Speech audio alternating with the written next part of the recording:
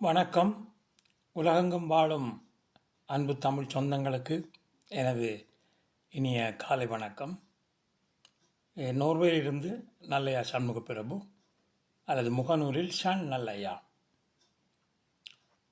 இன்று நான் எனது சில ஆத்மீக அனுபவங்களை உங்களுடன் பகிர்ந்து கொள்ளலாம் என நினைக்கின்றேன்.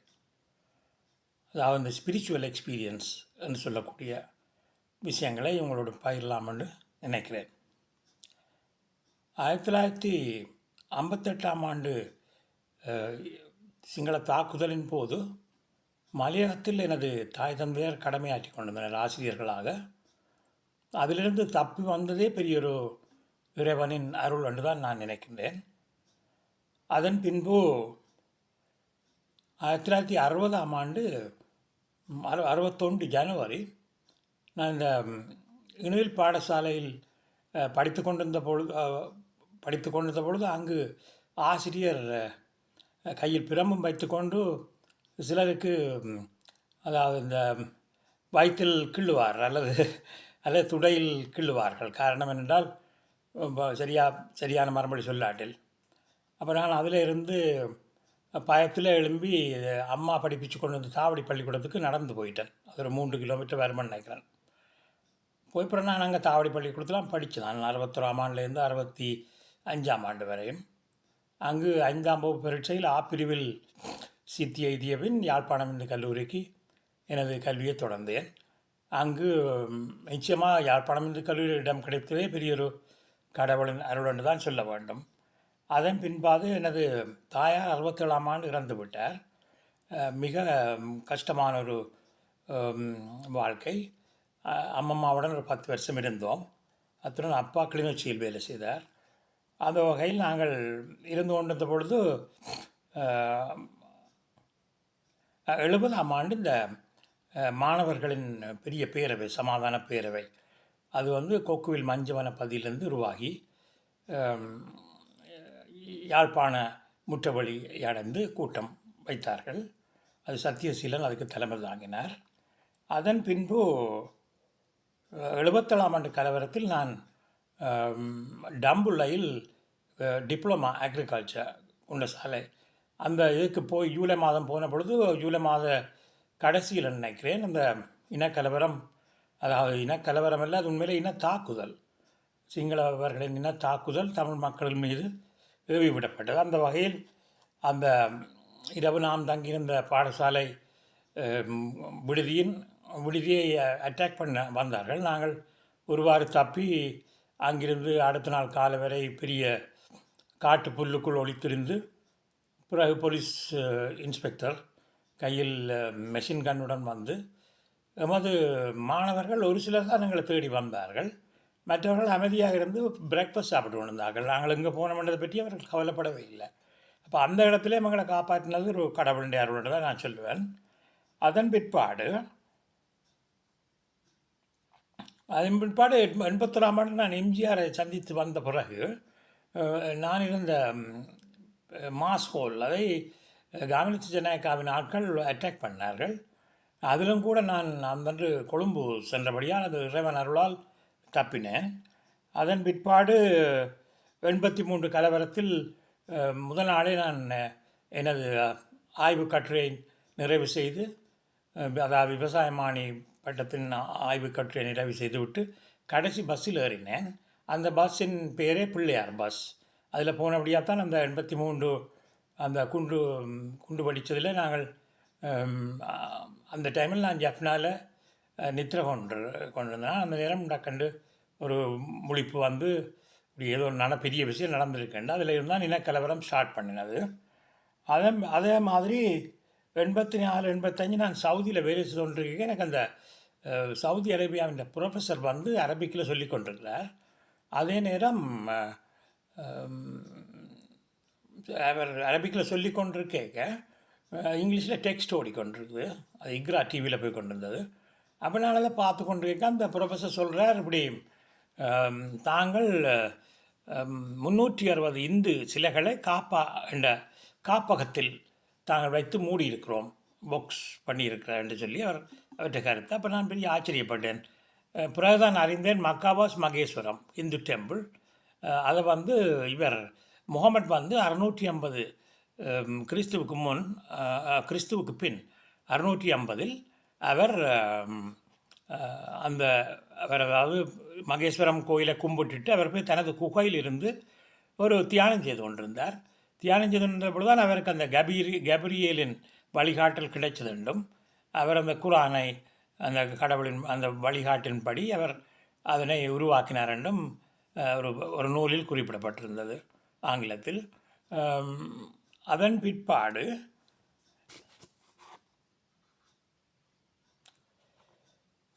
அப்புறம் 96ஆம் ஆண்டு நான் இங்கே ஒஸ்லோ நோவையிலிருந்து நாங்கள் போன பொழுது அந்த நேரம் வவுனியா கங்கால போக முடியாது போயிட்டுது. அப்போ நாங்கள் பொலனறுவையில் வந்து அந்த சிவன் கோயில் ராஜேந்திர சோழன் காட்டின சிவன் கோயிலை கும்பிடுவோம்னு போனாங்க. அப்போ நான் பேரில் கும்பிட்டு கொண்டு நிற்க என் ஃபேமிலி கொஞ்சம் முன்னுக்கு போயிட்டேன். நான் ஒரு 5 நிமிஷம் கும்பிட்டு போவேன்ட்டு அதில் கும்பிட திடீரென்று ஒரு வயதான ஒரு ஒரு ஆட்சி ஒரு ஆள் வந்து என் தலையில் கை வச்சு ஏதோ மந்திரம் சொல்ல தொடங்கினா. நான் கும்பிட்டு கொண்டு தான் அப்படியே கண்ணை மூடிக்கொண்டு நின்றால் என்ன சொல்கிறா என்று பார்ப்போம்ண்டு அவள் மந்திரத்தை சொல்லி ஒரு 5 நிமிஷம் சொல்லி போட்டு, அது வந்து சிங்களமும் இல்லை, தமிழும் இல்லை, ஹிந்தியும் இல்லை, சமஸ்கிருதம் இல்லை, ஏதோ ஒரு பாஷை சொல்லி போட்டு டக்குண்டு அவள் வந்து நான் அவன் பொக்கெட்டுக்குள்ள இருந்த கொஞ்சம் காசு எடுத்து கொடுத்துட்டு திரும்பவும் நான் கும்பிட்டு கதைப்பமான்னு சொல்லி பார்க்க அந்த இடத்துல அவள் இல்லை. அப்போ எனக்கு அது பெரிய ஒரு ஆச்சரியமான ஒரு விஷயமா இருந்தது. அது பிறகு 1996 அப்புறம் 97 வந்து இங்கே பல்வேறு 8 பிரைம் மினிஸ்டர்ஸ் மற்ற 8 ஃபாரின் மினிஸ்டர்ஸ் இவரோட கதைச்சு இந்த பீஸ் ப்ரோசஸ் அப்போ பத்திரிகை ஒன்று நடத்தினான். ஸ்ரீலங்காவில் 81ஆம் ஆண்டு எம்ஜிஆரை சந்திச்சுட்டு வந்து மதுரை மண்ட பத்திரிகை தொடங்கினான் சொந்தமாக. அதுவும் கையில் காசு ஒன்றும் இல்லாமல் அட்வர்டைஸ்மெண்ட் சேர்த்து தான் செய்தது. அதே மாதிரி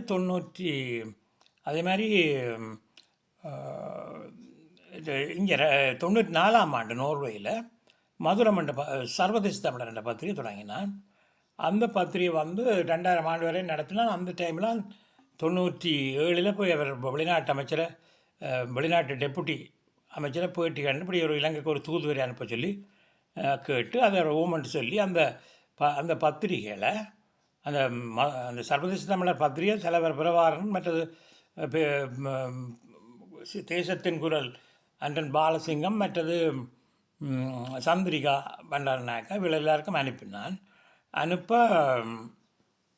அந்த டைமில் அப்புறம் இந்த பேச்சுவார்த்தையில் நடந்து அதோட இந்த தராக்கி சிவராம் அவருக்கும் அனுப்பினான். அப்போ அதில் அந்த 99ஆம் ஆண்டு அந்த கருத்து கணிப்பில் வந்து நான் என்ன இந்த விடுதலை புலிகளை மற்ற இயக்கங்கள் மற்ற மொடரேட் லீடர்ஸையும் ஒன்றாக இணைத்து ஒரு அணி ஒன்றை உருவாக்க சொல்லி, அதாவது தமிழ் தேசிய கூட்டணி என்ற பேரில் உருவாக்க சொல்லி ஒரு நடந்த கருத்து கணிப்பு காரணம் என்ன, இப்போ தலைவர் அந்த கருத்து கணிப்புக்கும் மரியாதை கொடுப்பார் என்று நான் நினச்சபடியால் அது பிறகு ஒரு வெற்றிகரமாக தமிழ் தேசிய கூட்டமைப்பு உருவாகினது. அதேபோல் 25 தமிழ் பேசும் எம்பிக்கள் தெற்கிலிருந்து வந்து எல்லாருமா தலைவரோட காய்ச்சி ஒருவித ஒரு புரிந்துணர்வு ஏற்பட்டது. அதே பிற்பாடு 97க்கு பிறகு நான் 2013ஆம் ஆண்டு ஒரு ரம்மன் ஹிந்து கல்ச்சர் என்ற சென்டர்ன்றது 2004 தொடங்கி நான் 2014 வரையும் அதை நடத்தி எல்லாம் 350 மெம்பர்ஸையும் சேர்த்து அது காசெல்லாம் சேர்த்து ஒரு பழைய சேர்ச்சொண்டை 8 லட்சம் குரோனாருக்கு வாங்கி அதில் நான் நின்று 7 மாதமாக 6 மாதமாக அதில் அந்த எல்லாம் மேற்பார்வை பார்க்கக்கூடிய சாமான்கள் எல்லாம் வாங்கி கொடுத்து கிட்டத்தட்ட ஒரு அந்த 2013 ஒரு 6 மாதத்துக்கு மேலே நடந்தது. அதை முடித்து அது ஒரு வெள்ளை மாளிகை மாதிரி, அது கருப்பு கலரில் மிகவும் அழகில்லாமல் இருந்தது. அதை சொந்தமாக வாங்கினது. அப்புறம் அதை வெள்ளை மாளிகை மாதிரி ஆக்கி விட அப்புறம் எங்களோட தமிழ் சமுதாயத்தில் உங்களுக்கு தெரிந்தானே அதை குழப்பறதுக்கு கொஞ்சம் பேர் இருப்பினம் தானே, அவள் வந்து அதை டேக் ஓவர் பண்ணி அந்த பில்டிங்கையும் காணியும் அப்படியே விற்று விட்டுனான் ஈராங்காரனுக்கு. அப்புறம் அவன் ஒரு நோபஜனுக்கு விற்று அவன் அதுக்கு செய்ய வேண்டிய அந்த நீர் இணைப்பதில் எல்லாத்தையும் செய்து பிறகு அவன் அதை நோர்வேஜனுக்கு நல்ல விலைக்கு விற்று விட்டான். அப்போவும் நான் அங்கே கால் பண்ணி காய்ச்சி நான் இது நாங்கள் வாங்கினது எங்களுக்கு வேணும் என்று சொல்லி அந்த நிர்வாகத்தில் அவைகள் அதை கணக்கிலே எடுக்கல. அப்புறம் இப்போ ஒரு மெதடிச் வச்சுலேயே அந்த பிள்ளையாரை கொண்டு வச்சு வாடகை கட்டி கொண்டு இருக்கணும். இப்போ இப்படி தான் எங்களோட வாழ்க்கை போய் கொண்டிருக்குது. அப்போ அந்த வகையில் 2013 நான் குரோவேஷியாவுக்கு போனேன். போன இடத்துல பஸ்ஸில் ஸ்லீப் பண்ணுற இடத்துல இருந்து சாக்ரப் பண்ண கேபிட்டல் சிட்டி வரையும் போய் கொண்டிருக்கு. ஒரு 200 கிலோமீட்டர் தள்ளி ஒரு பனி மேலே அதில் சிவன் முகம் தெரிஞ்சுது. நான் இது என்னடா இது சிவன் முகம் தெரியுதுன்ட்டு அந்த டிரைவர்கிட்ட கேட்டேன், பட் இட் இஸ் மவுண்டன் சொல்லி. அவர் சொன்னார் இது ஒரு ஹோலி மவுண்டன். அது முந்தி அவர் சொன்னார் மேரியன்னு சொன்னார். அது மாரியம்மன் வந்து அங்கே உள்ள சின்ன பிள்ளைகளோட கதைச்சதாகவும், அடுத்த நாள் பெற்றோருடனும் கதைச்சதாகவும், அதில் இருந்து இன்று வரையும் அந்த குரோவேஷியா மக்கள் கத்தோலிக்கர்களாக விட்டார்கள். அதுக்கு முன்பு அவர்கள் எல்லாரும் கிருஷ்ணா சமயம், அதாவது இந்து சமயத்தான் தழுவி இருந்தவ ஆரம்பத்தில் இருந்து. பிறகு அந்த அப்படி நாங்கள் அதை பார்த்துட்டு பிறகு வெளியில் திரும்பி பார்த்தேன் சிவ ஆதி மவுண்டன் எழுதியிருந்தது. அப்போ அதுவும் எனக்கு ஒரு பெரிய ஆச்சரியம். அப்படி அந்த மலையில் பனி மலையில் சிவன் முகம் தெரிஞ்சது. இதே மாதிரி நேபாளத்துக்கு போன பொழுதும் அடுத்த வருஷம் 2014 போன பொழுதும் அங்கு முக்திநாத், நாங்கள் பசுபதிநாத் டெம்பிளில் இருந்து முக்திநாத் டெம்பிளுக்கு பிளேனில் போய் கொண்டிருக்கோம். சின்ன பிளேன் போய் கொண்டிருக்கோம். அதில்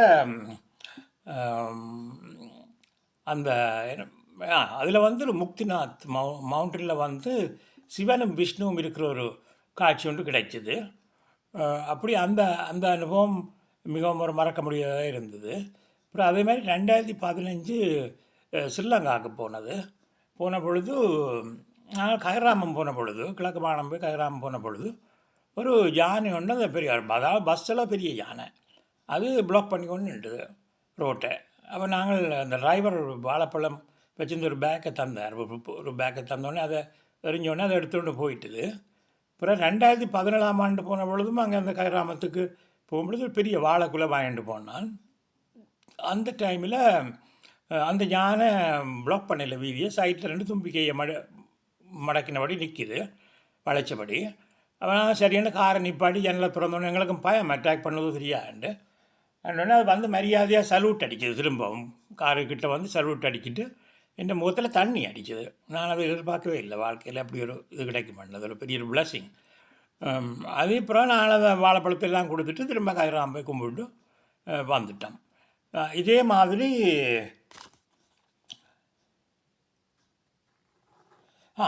2015 போன பொழுது கீரிமலையில் நான் எனது சகோதரிமாருடன் போய் குளித்து கொண்டிருந்தேன். அப்பொழுது எனது காலில் ஏதோ தட்டுப்பட்டது. நான் அதை எடுத்து பார்த்தா அது ஒரு சிவலிங்கம். அதான் சரியான பாறை. நான் அது வயிற்றுடன் சேர்த்து ஒரு 100 மீட்டர் பக்கத்தில் சிவபூமி ஆச்சிரமம், ஆறு திருமுருகன், ஸ்கந்தமூர்த்தி அண்ணா அவர்கள் வந்து அதுக்கு பொறுப்பாக இருக்கிறார்கள். அங்கு போய் நான் அந்த சிவலிங்கத்தை ஒப்படைத்ததும் அவர்கள் மேல் மாடியில் உள்ள மியூசியத்தில் அதை வைத்தார்கள். அதே பிறகு 2017 அதே பிறகு நான் 2019 நான் இந்த மின்னசுண்ட் இலக்கோசுண்ட் பேகன் 45 292 மின்னசுண்ட் என்ற இடத்துல ஒரு காணி ஒன்று வாங்கி, அது வந்து அதில் அந்த கடவுளை, அதாவது நேபாளத்தில் வாங்கின ஒரு அழகான சிலைகள், நடராஜர் சிலை, மற்றது பிள்ளையார், அப்படி அதில் கொண்டு வந்து வச்சு ஒரு ஆரம்பத்தை நான் தொடங்கிய பொழுது அதன் பின்பு சில அனுபவங்கள் ஏற்பட்டது. அதாவது நான் அந்த எங்களது கோயிலுக்கு பக்கத்தில் உள்ள காணியில் ஒரு நோர்வீஜிய தம்பதியினர் இருக்கிறார்கள். கொஞ்சம் வயதான தம்பதிகள். ஆனால் நான் அவர்களுடன் போய் கதைச்சு அவர்களுக்கு இந்த கோயில் பிரசாதங்கள் எல்லாம் வேலிகளால் கொடுப்பேன். நான் கொண்டு போய் அவர்களும் நல்ல நட்பாக ஏதாவது எனக்கு அதன் அறிவுரைகள் தேவைண்டா சொல்லுவார்கள். அப்படி கொடுத்து கொண்டு வரைக்கில் ஒரு நாள் அவர்கள் ஒரு மீட்டர் நீளமான மர அகப்பை ஒன்றை கொண்டு தந்தார்கள். அது மாதிரி சித்திர வேலைப்பாடல் கூடியது. அது வாய்ப்பக்கத்தால் தந்தார்கள், வேலிக்கு மேலாக தந்தார்கள். அப்பொழுது அதை மற்ற பக்கம் திருப்பி பார்த்தால் அதில் ஒரு முருகன் கை கூப்பினபடி ஒரு சின்ன ஒரு சிற்பமும், அத்துடன் வேல் அந்த பின்பக்கம் அப்படி வேல் வடிவமாக இருந்தது. அப்போ நான் அவர்கிட்ட கேட்டேன், இது எங்கே உங்களுக்கு கிடைச்சதுன்னு சொல்லி. அவ சொல்லிச்சுன்னா தங்களே ஞாபகம் இல்லை, ஆனால் சில நேரம் இந்தியா அல்லது சவுத் அமெரிக்கா இருக்கலாம் என்ற மாதிரி அவர்களுக்கு ஞாபகம் இல்லை, அப்படி சொன்னார்கள். அதன் பிற்பாடு நான் இன்னும் ஒரு கனவு கண்ட பொழுது, அந்த கனவில் எனது மைத்துனர், சிங்கப்பூரில் இருக்கும் மைத்துனர், அவர் ஒரு சிறுவனாக இடுப்பில் வேட்டியும் கட்டபடி கையில் ஒரு வேலுடன் வந்து இந்த கோயிலுக்குள் சிவன் தமிழாலயம் அதுக்குள் புகுவதை கண்டேன். அது கனவில் வந்தது. அத்துடன் நான் எங்களது குலதெய்வம் என்ன என்று ஒரு நாள் கேட்டு நித்திரை கொண்ட பொழுது பார்த்தால் எனது காலடியில் ஒரு பைரவர், அதாவது சில வடிவத்திலே ஒரு பைரவர் நின்றார். அப்போ கடைசி பார்த்தால் அப்படி அவரை மாதிரியே ஒரு சிலை ஒன்று திருவண்ணாமலையிலேருந்து எனக்கு வாங்கக்கூடியதாக இருந்தது. நான் அங்கே திருவண்ணாமலையிலேருந்து ஒரு 170 சிற்பங்கள், 168 சிற்பங்கள் வாங்கி நான் அந்த அழகாக வைத்து மிகவும் அருமையாக இங்குள்ள பாடசாலை பிள்ளைகளை கூப்பிட்டு அது தமிழ்நாட்டு சிற்பக்கலைகள் மற்ற அவற்றை காட்டுவதற்காக மற்ற ஒரு ப்ரே ஹாலில் இந்த நேபாளத்தில் வாங்கின அந்த சிலைகளையும் வைத்து மிகவும் அருமையாக வந்திருக்கிறது. அடுத்ததாக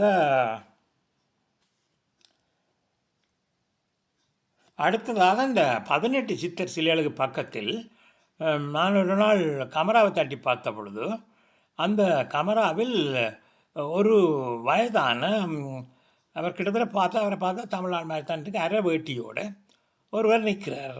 நின்றால் நான் இதில் கமராவெல்லாம் பார்த்தேன். திடீரென்று பார்த்தால் அதில் நின்றவர் அப்படியே மற்ற பக்கத்துக்கு நான் நினைக்கிறேன் ஒரு 30 மீட்டர் நீளம் தள்ளி அப்படியே கண்டு அப்படியே பறந்து போய் அங்கால இடத்துல இறங்கினார். அப்போ இதுவும் எனக்கு ஒரு பெரிய ஆச்சரியமாக இருந்தது. ஒரு பறக்கும் ஃப்ளையிங் சித்தர் என்று சொல்லுவேன், நம்ம பறக்கும் ஜோகி. அப்போ இந்த விஷயங்கள் இதையும் பார்த்துட்டு அப்புறம் நான் ஒரு 108 சிவலிங்கங்களை அங்கே பக்கத்தில் எஸ்டாப்ளிஷ் பண்ணினேன். அப்படி இப்போ இறைவனர்களால் அதாவது நோர்வேஜியர்கள், மற்ற இமிக்ரன்ஸ், தமிழாக்கள் இவைகளையும் நான் கூப்பிட்டு மிகவும் ஒரு அழகான இடத்துல மின்னசுண்டில் அழகான ஏரி மியூசான்னு சொல்லி அது பக்கத்தில் இருக்கு அந்த கோவில். மிச்சம் அழகான ஏரி, அதில் குளிக்கலாம். அப்படி அதே போல் இது ஒரு மலைப்பகுதி, உயர்ந்த மரங்கள் 4 புறமும் சூழ்ந்திருக்குது. மிகவும் ஒரு சந்தோஷமான பல்வேறு மிருகங்கள், அணில், பல்வேறு பறவைகள் இவையெல்லாம் வந்து போய்கொண்டிருக்குது. இப்போ அண்மையில் தான் அந்த ஒரு பெரிய அனுமார் சிலை உண்டு. அத்துடன் அந்த வைரவரம் ஒரு 6 அடி சிலை மிகவும் அழகாக இருக்கிறது. அதை எனது நண்பர் ஒருவர் அந்த வீடியோ டாக்குமெண்ட்ரி செய்திருக்கிறார்.